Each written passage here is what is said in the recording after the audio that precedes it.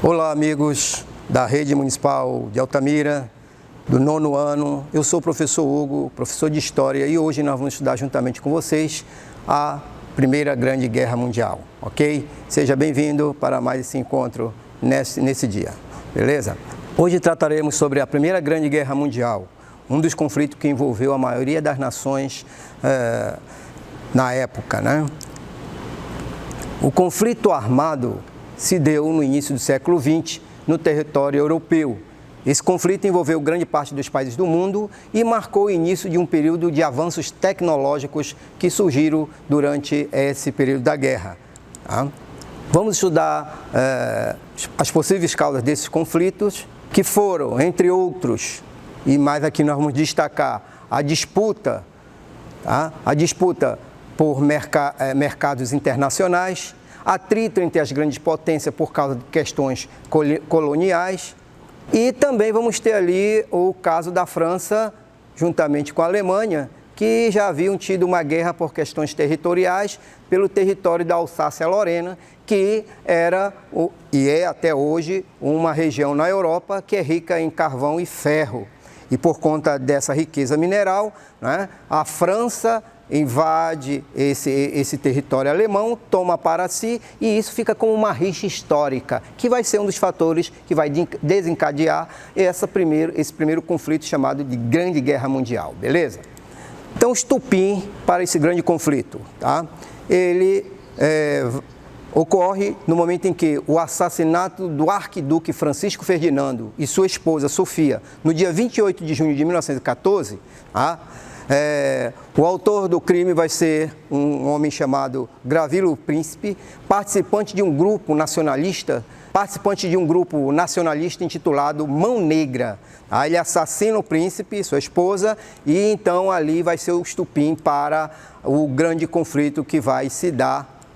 Esse atentado vai ser, então, a gota d'água para o início do grande conflito que irá envolver, então, grande parte das nações modernas da época, né?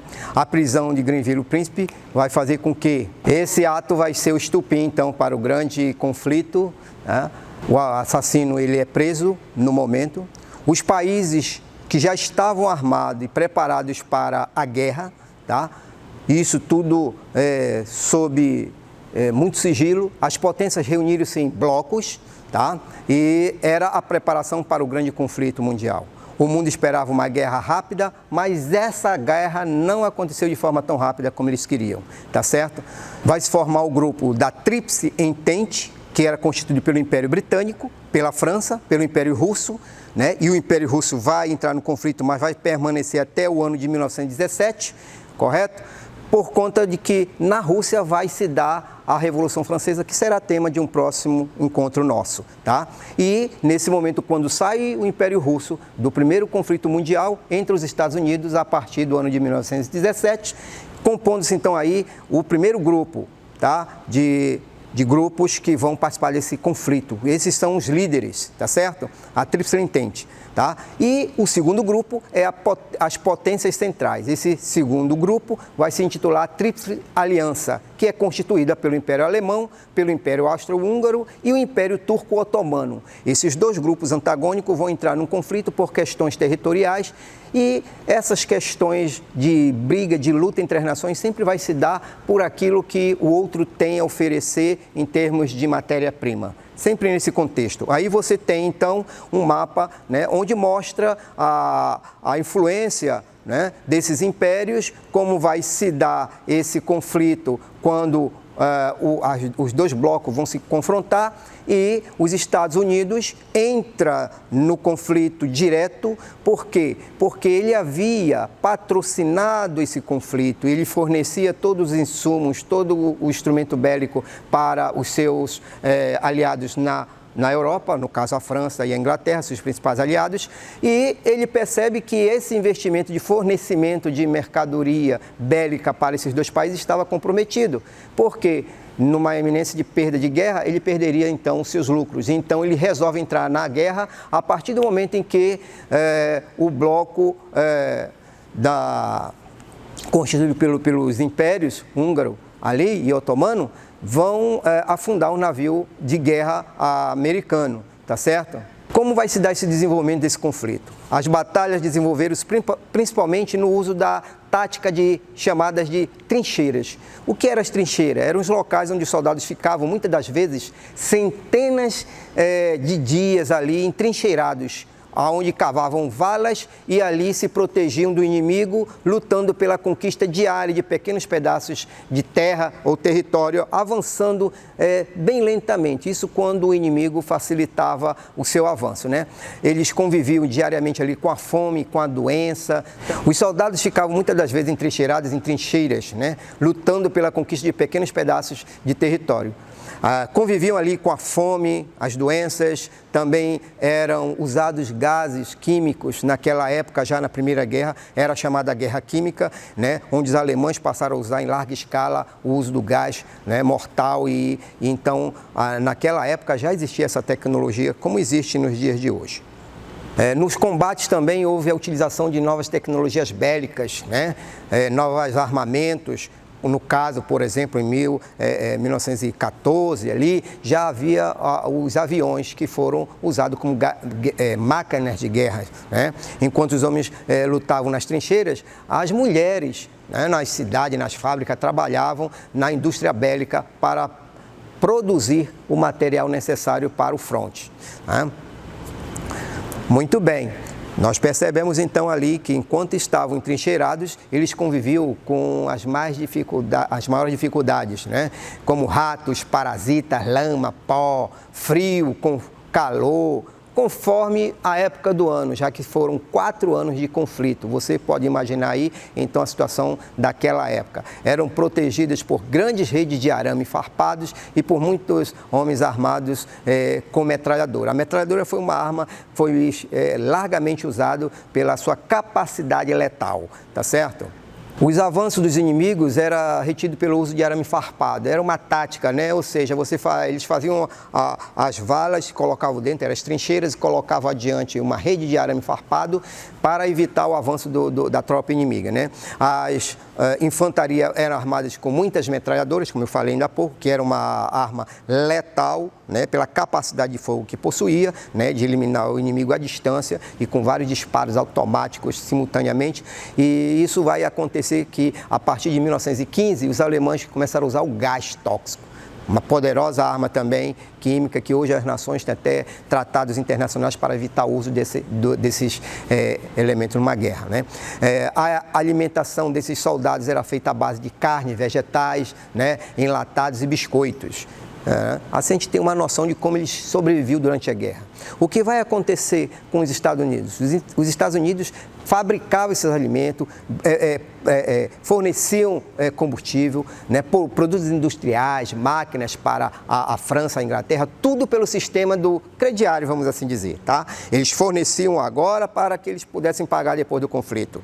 Mas o que vai acontecer nessa situação desse comércio internacional aí dos Estados Unidos com esses dois países que nós citamos ainda há pouco, França e Inglaterra?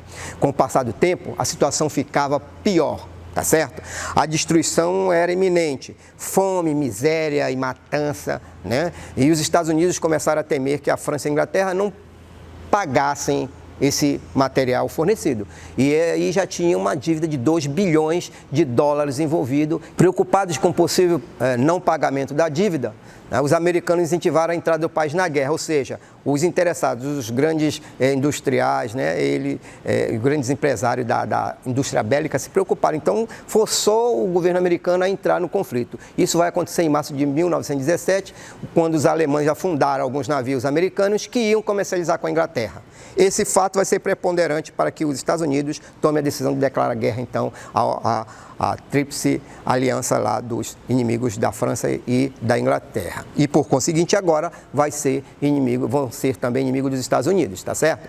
Isso levou o Congresso americano, no dia 6 de abril daquele ano, de 1917, a declarar guerra à Alemanha, tá? A entrada dos Estados Unidos na guerra vai ser decisiva para a vitória, tá, da Tríplice Aliança Entente. Ou seja, os Estados Unidos vai chegar agora com seu exército bem equipado, bem treinado, tá? E isso vai ser ponto definitivo para o fim do conflito, tá certo? Pois a Rússia, ela abandona a guerra, em razão do início da Revolução Russa, como eu falei ainda há pouco, e vai ser o tema de um estudo posterior, tá certo? Em 1917. Então, os Estados Unidos entram na guerra como fornecedor, né? E agora vão defender seus interesses, né? Militarmente, os Estados Unidos entram nesse conflito, mudando totalmente o destino e garantindo a vitória da Tríplice Entente. Beleza? Então você percebe que aí os Estados Unidos vai dar uma nova direção para os rumos da história. Tá certo?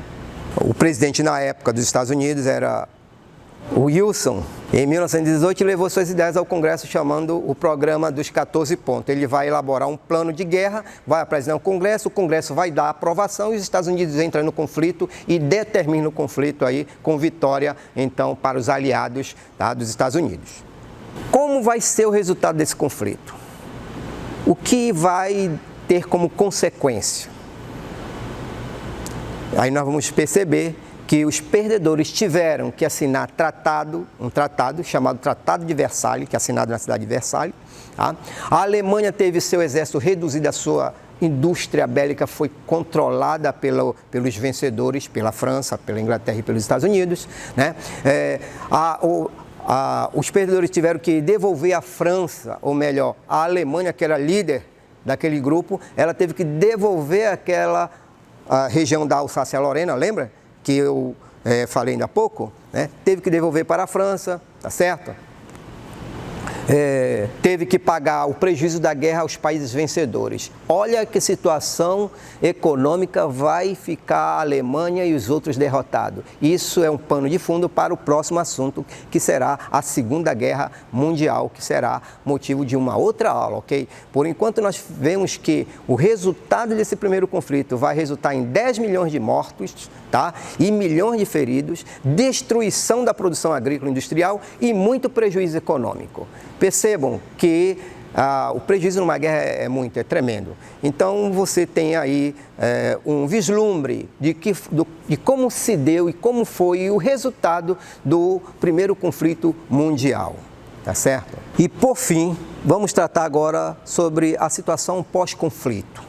Qual foi o resultado na Europa e nos demais países? Nós vimos principalmente na Europa famílias destruídas, crianças órfãs. Os Estados Unidos saem dessa situação de conflito como um dos países mais ricos do mundo por conta da sua indústria agora modernizada e com os lucros obtidos da guerra. Lembram que eu falei da venda de insumos para a guerra para os seus aliados? Ele sai como o país mais rico do mundo. Tá? O Império Húngaro, né, ao qual a Alemanha fazia parte, ele vai ser fragmentado e desaparece do cenário mundial, tá? E, por fim, surge alguns países, há uma nova geografia traçada na Europa, né? Como a Iugoslávia, que passa a surgir a partir desse conflito, e o desaparecimento de outros, como é natural em todo o conflito mundial. E aí, meus amigos, vocês tiveram uma breve ideia de como se deu esse conflito, quais foram suas causas e as suas consequências. Espero que tenham gostado e que estudem no livro que você tem em casa, tá certo? No livro didático que está disponibilizado para vocês. A internet está aí para você fazer um exercício de complementação. Eu gostaria que vocês fizessem uma pesquisa, né, mais detalhada através da internet, já que você está aí na sua casa de boa, tá certo? Use a sua internet e procure investigar mais profundamente esse conflito. E como resultado dessa pesquisa, eu gostaria de propor para você uma atividade de fixação assim chamada, tá? Procure fazer uma breve redação descrevendo os fatores que levaram ao primeiro conflito mundial, como ele se deu, né? Quem saiu beneficiado, quem saiu perdedor. Mostre a sua visão, a sua compreensão desse conflito numa breve redação aí, que eu tenho certeza que você vai ter bastante tempo para isso, né? Afinal de contas, nós estamos em isolamento social por conta dessa pandemia, né, que se abate sobre nós, e eu quero que você fique em casa, se prevenindo, você e a sua família, né, e juntos somos mais fortes. Até o próximo encontro. Um abraço a todos.